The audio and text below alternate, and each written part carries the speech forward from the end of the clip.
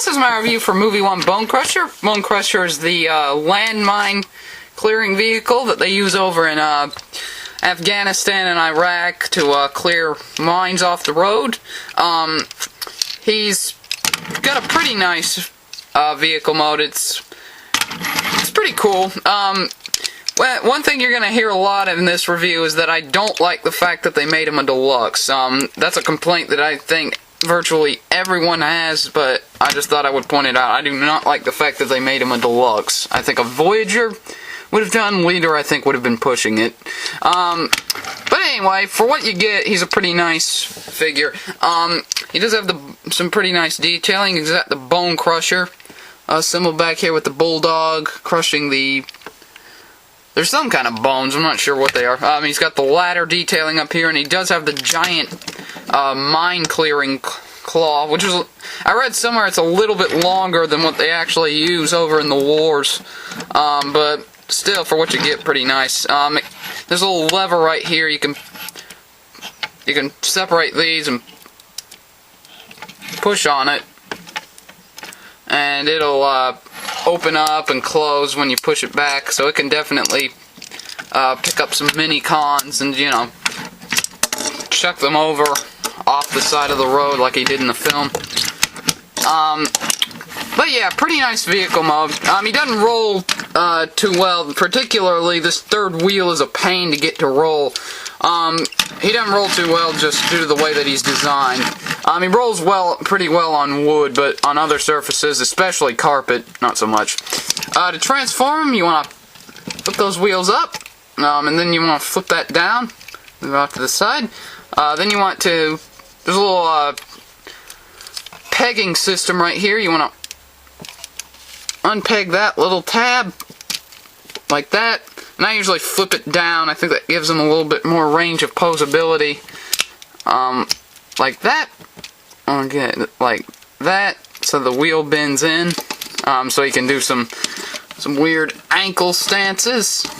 And up here you want to flip these. Then you want to split them down the middle. Rotate these pieces forward so they look like that. Then you want to take these back pieces and rotate them back like that. So his waist piece will flip down, flip up the head.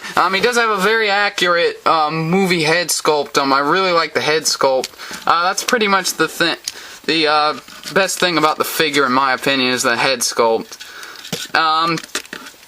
It can pop off, so it can be like in the movie, but it's really hard to get back on, at least on mine.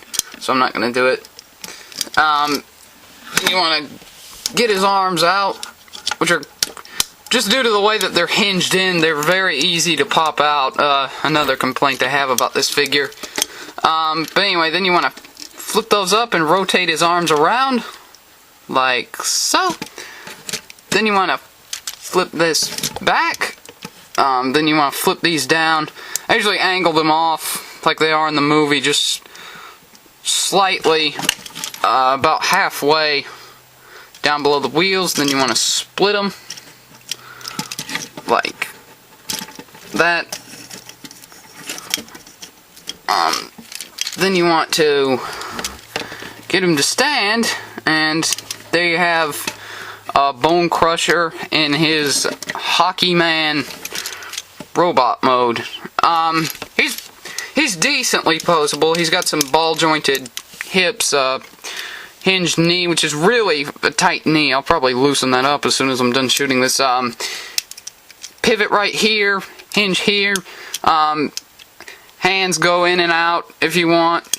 I usually pose him like this. I think he looks really cool in that pose. Kind of a Mixmaster-esque pose, or a Hockey Man-esque pose.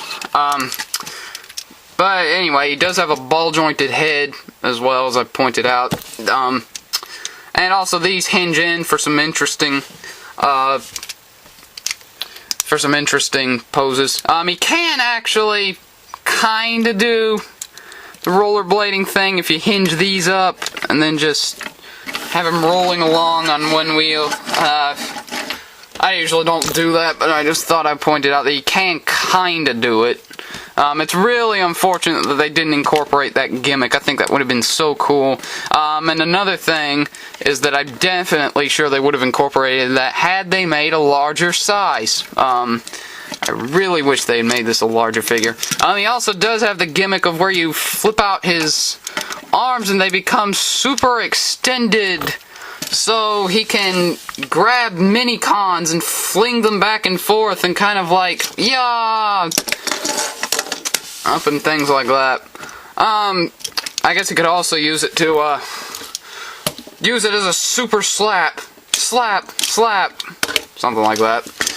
It's a stupid gimmick, I think. I can't recall if he had them in the movie. I know he used them in the original game, not the ROTF game, but the original game, to transform, but other than that, I don't think he used them. I think it's a stupid gimmick. I really wish they hadn't incorporated that, actually.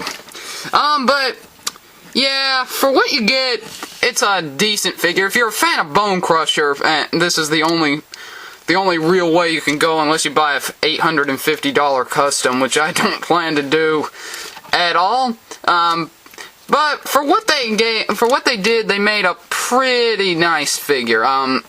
Again, definitely wish it was Voyager sized, or even Ultra class, I guess, would have worked. Again, I think Leader would have been pushing it, since he just is a little bit taller. A little bit shorter than Optimus Prime. But anyway, pretty nice figure. If you're a fan of Bonecrusher, definitely pick it up. If you're not a fan of short figures with extending arms, don't get it. I like it. Transformers Movie 1 Bonecrusher.